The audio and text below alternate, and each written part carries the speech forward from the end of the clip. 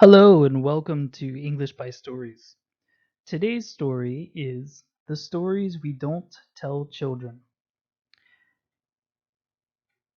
In this story, Winston, a police officer, has a scar that is very easy to see.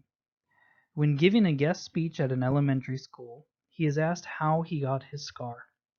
The truth behind the scar is something that is on his mind almost every day. But is the truth behind the scar okay to tell this child? But first, I have a request.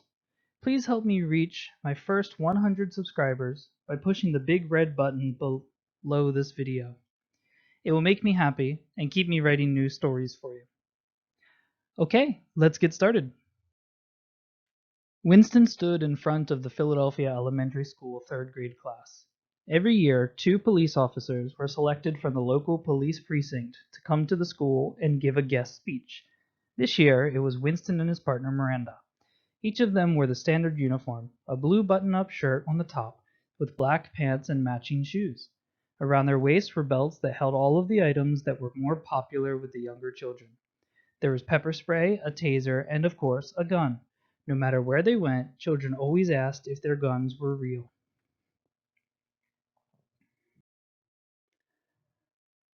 As was customary, the speech was given outside. This way, the officers could show off the police car. As the officers were describing the details of their jobs, a student's hand shot up into the air with a question. The 2 officers paused for a brief moment, and then Winston said in a stern voice, "We'll answer questions in a second. We're almost done. I won't forget about you, I promise." The young girl that had raised her hand lowered it and continued listening.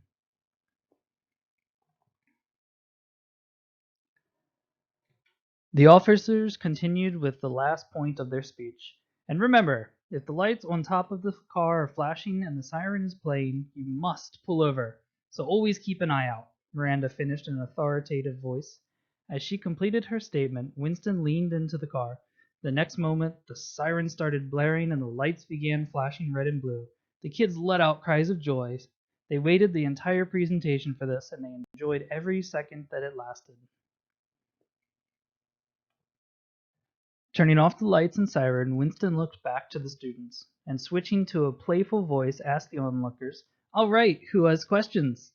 Noticing that the student that raised her hand earlier had her hand raised again, Winston called on her. She stood up before asking her question and adjusted her blue blouse so it fell neatly, adding to her air of sophistication that she was emanating. The student looked at Winston and innocently asked her question. "You have a scar on your head. How did you get your scar? Was it during your job?" It was true. On Winston's face, starting just above his eye, was a scar that ran up his forehead and about 3 centimeters into his hairline. The scar was obvious for 2 reasons. The first was hair could no longer grow where the scar met his hairline, making it seem like he has a small bald spot. The second reason is that when the scar healed, it had healed to be a lighter color than the normal color of his dark skin.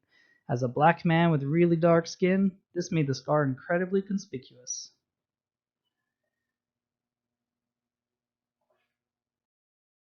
Winston knew that this question was likely going to be asked. His scar just couldn't be ignored, but he didn't expect it to be the very first question that he was asked by the young students. He put on a smile and responded, "Yes, I did get this during my job. We sometimes have to do dangerous things to stop dangerous people." Smiling and hoping the young girl was satisfied with his answer, he called on another student who was eagerly raising his hand. Before the other boy could speak up, though, the girl spoke again. "Okay, but how did you get the scar? You got it during work, but what were you doing? What was the dangerous thing you were doing when you were injured?" Winston was shocked by the inquisitive young girl. She clearly wanted an answer, but what should he tell her? Feelings welled up inside of him as memories of the incident came flooding back to him.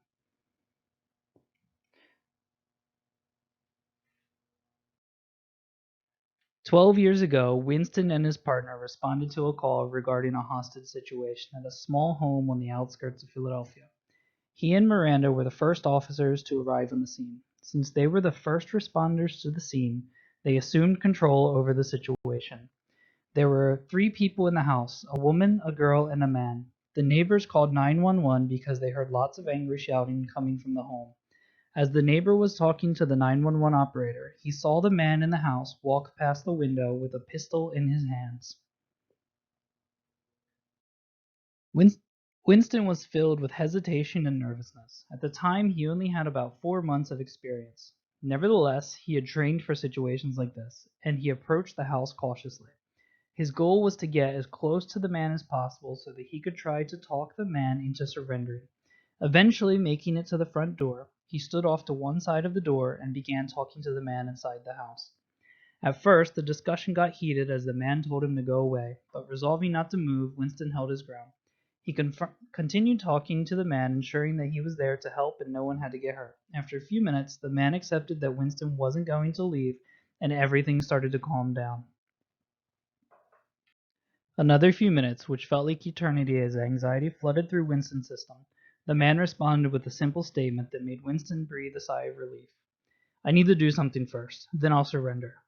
Winston rejoiced inside his heart. His first hostage situation, he had talked the distressed man into surrendering peacefully. He leaned against the door and waited. He was already exhausted. The tension from the situation had drained his energy more than any exercise ever could, but now it was going to end. His quiet respite was interrupted as he heard screams coming from inside the house. His heart sank and he began to panic. His thoughts raced, thinking about what the man could possibly be doing to the two hostages inside.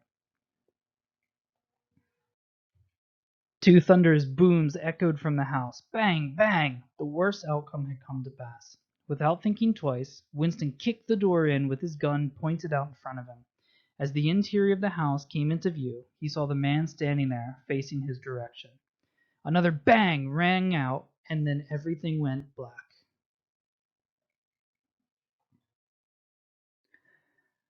Snapping out of his recollection of the events of that day, he returned his focus to the student's question. He glanced over at his partner, Miranda, who gave him a stare that said, "No, don't tell them everything." Winston put a smile back on his face and, pointing at his scar, told the young girl, "Oh, this? It's actually a really funny story. I was chasing the suspect through some woods.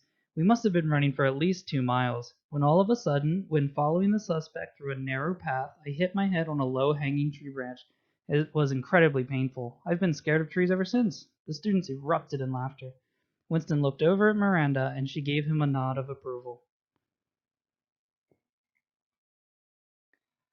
Thank you for listening. For more information, please follow me on Twitter at EnglishByStory1.